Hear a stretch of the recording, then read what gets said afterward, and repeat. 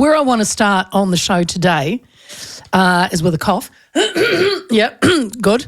But the government has introduced legislation to Parliament that will allow police to drug test drivers. We know this has been coming.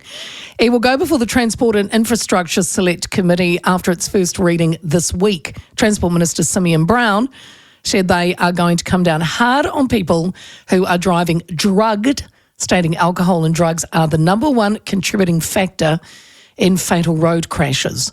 The legislation will give police new powers to undertake random roadside saliva tests for drugs in a similar way to how drink driving is enforced. Now, the previous government, Labor government, had passed similar legislation, if you recall, in 2022, enabling oral fluid testing in a similar manner. Brown said at the time the then government was unable, though, to procure a device suitable for evidentiary purposes. Now, Brown is confident that New Zealand has the resources and capacity to introduce roadside drug testing and that the test would be procured once the legislation has been passed. And then, of course, the training process will start for police, he says, for them to get out, step up and deliver it. Brown says his expectations is that they will do it shortly after passing the law. Well, it's a long time coming. The Automobile Association said the move would fix a gap in our road safety strategy that has been exposed for too long. These tests are proven, they say, and have been used in Australia, Europe, parts of America for years. It's astonishing, the AA says, that New Zealand has taken so long to get on board with international best practice. So it's taken a while, but it looks like it's almost here. So joining me now is Sarah Helm, the CEO from New Zealand Drug Foundation. Sarah, good afternoon.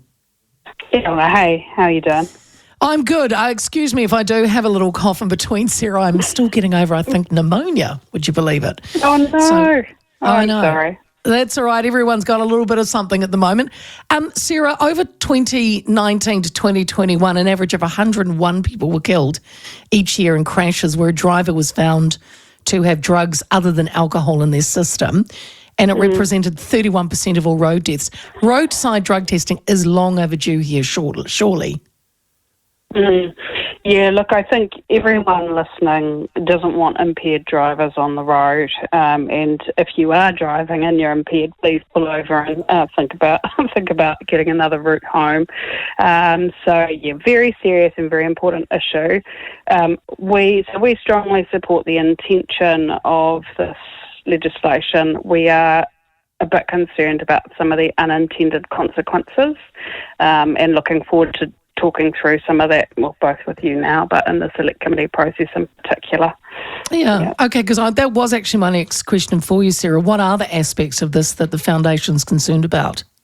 Yeah, so everyone will be familiar with alcohol testing at the roadside, and unlike medicines and drugs, and I should say this legislation covers a range of prescription medications, so we'll come back to that, but alcohol testing, there's a really strong correlation, clear correlation between presence in your blood or your body and impairment.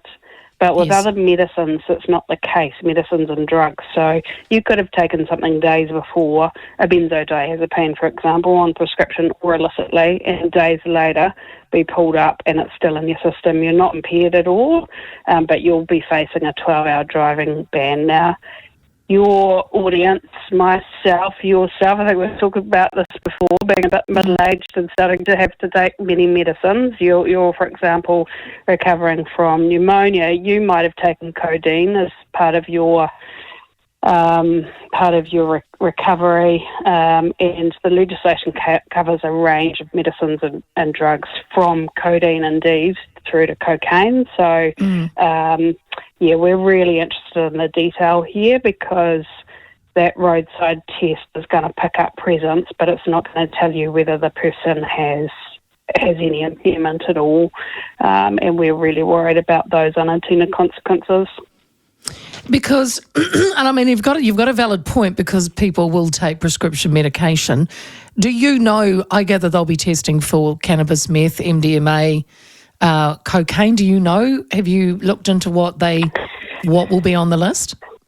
Yeah, so there's a long list in the legislation. What is actually going to be practically tested for at the roadside is not yet clear. There are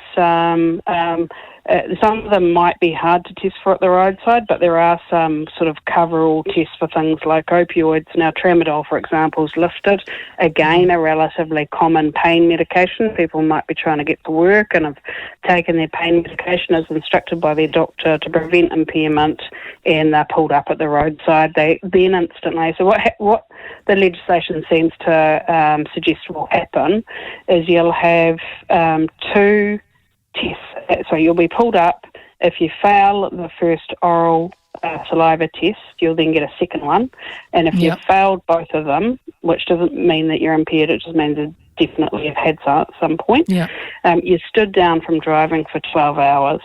Now, I don't know about you, but many of your listeners, like myself, will be working parents or have other commitments that they need to be able to drive for, and suddenly find themselves without a car for 12 hours. Even if you have a prescription, as far as we can tell, there's nothing at the moment. So again, reiterating the support the intention, really looking forward to the select committee process, because if you've got a prescription, tough luck at that point. You have to wait for the next part of the process, which is a blood test, and then being able to apply to say that I have a prescription for this thing and I'd taken it appropriately or whatever, to have that removed. So, otherwise you face further consequences. So, quite concerning. The other thing that I should say as well is the Aussies, Australia's been using the similar system for a long time, and they continue to have problems with both that situation I'm pointing out, which is people being unfairly facing consequences, and they're just doing what they thought they were meant to, following doctors' orders, etc. But the opposite, actually having false positives and people driving off and causing harm. So getting this right, we think, is super important.